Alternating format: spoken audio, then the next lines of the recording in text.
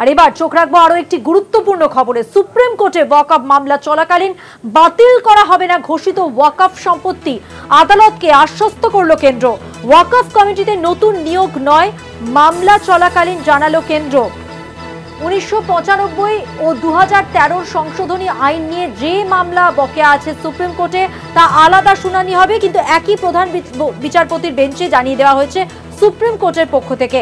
আরো বিস্তারিতভাবে জেনে নেব। আমাদের সঙ্গে নিউজরুম থেকে রয়েছেন আমাদের প্রতিনিধি পীযূষ কান্তি নাগ। পীযূষ দা, দেখো, ওয়াকফ মামলায় আজকে কেন্দ্রের আশ্বাসকে মেনে নিয়েই কলকাতা সুপ্রিম কোর্ট তার নির্দেশ, অন্তর্বর্তীকালীন নির্দেশ জারি করলেন।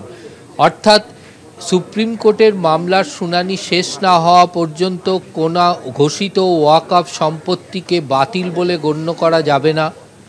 এছাড়াও নতুন 2025 ওয়াকফ সংশোধনী আইনের যে 22 জনের কমিটিতে ইসলামিক নয় এমন দুজনের অন্তর্ভুক্তি করা হয়েছে, সেক্ষেত্রে কোনো রকম এই দুজনকে নিয়োগ করবে না। কেন্দ্র এমনই আশ্বাস দিয়েছে সুপ্রিম কোর্টকে। এছাড়াও কেন্দ্র চায় যে এই প্রসঙ্গে নিজেদের বক্তব্য হলফনামার মাধ্যমে জমা দিতে। সুপ্রিম কোর্টের প্রধান বিচারপতি সঞ্জীব খান্না সহ 3 বিচারপতির বেঞ্চের এই আশ্বাসকে নিয়েই তারা নির্দেশ জারি করলেন যে ঘোষিত ওয়াকফ সম্পত্তি কোনোভাবেই বাতিল করা যাবে না। দ্বিতীয়ত, সংশোধিত আইনের 2 জন মুসলিম ব্যক্তিকে নিয়োগ করা যাবে না। 7 দিনের মধ্যে সুপ্রিম কোর্টে কেন্দ্রীয় সরকারকে এ বিষয়ে একটি হলফনামা জমা দিয়ে এই সংশোধনী আইনকে কেন বাতিল করা হবে না সে বিষয়ে জানাতে হবে। এই রায় দিতে গিয়ে প্রধান বিচারপতি মন্তব্য করেন, যে পরিস্থিতি তৈরি হয়েছে সেই পরিস্থিতিতে আদালত মনে করছে যে এই বিষয়ে বিশেষভাবে বিচার প্রক্রিয়া বা শুনানি চলা প্রয়োজন।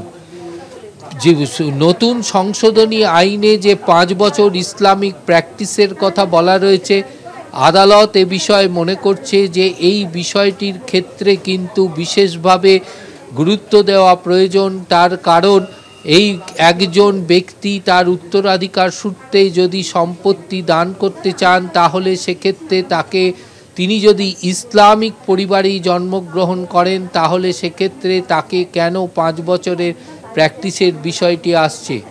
যদিও আদালত এই মামলা চলাকালীন প্রধান বিচারপতির মন্তব্য যে কোনো রাষ্ট্রের তৈরি করা কোনো আইন হয়তো বাতিল আদালত করতে পারে না, কিন্তু সেক্ষেত্রে আদালতকে বিশেষভাবে নজর রাখতে হবে যে এক্ষেত্রে যেন জনগণের যে স্বার্থ, যে ধর্মীয় প্রতিষ্ঠানের স্বার্থ, তার স্বার্থ ক্ষুণ্ণ না হয়।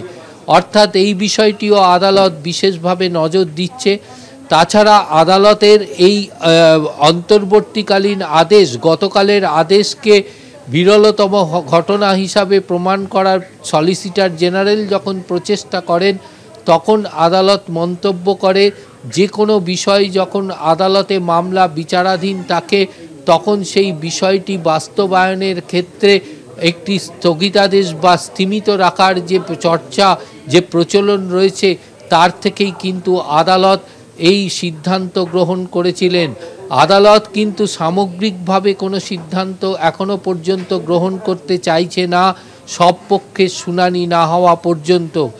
এর পাশাপাশি পরিষ্কার আদালত জানিয়ে দিয়েছে যে পূর্বের সংশোধিত অর্থাৎ 1995 ও 2013 সংশোধনী আইন নিয়ে যে মামলাগুলি বিচারাধীন অবস্থায় রয়েছে, সেই মামলাগুলির শুনানিও এই বেঞ্চেই হবে এবং আগামী 5ই মে পরবর্তী শুনানির দিন ধার্য করেছে সুপ্রিম কোর্ট।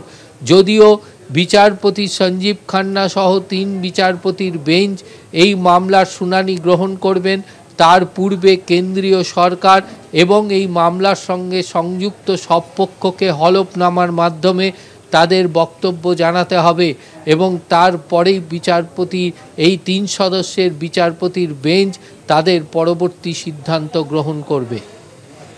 ধন্যবাদ। কথা বললাম, নিউজরুম থেকে ছিলেন আমাদের প্রতিনিধি পীযূষ কান্তি নাগ, তার সঙ্গে। এবার এই ওয়াকফ নিয়ে আজকে মুখ্যমন্ত্রী মমতা বন্দ্যোপাধ্যায় কি বলেছেন শোনাবো।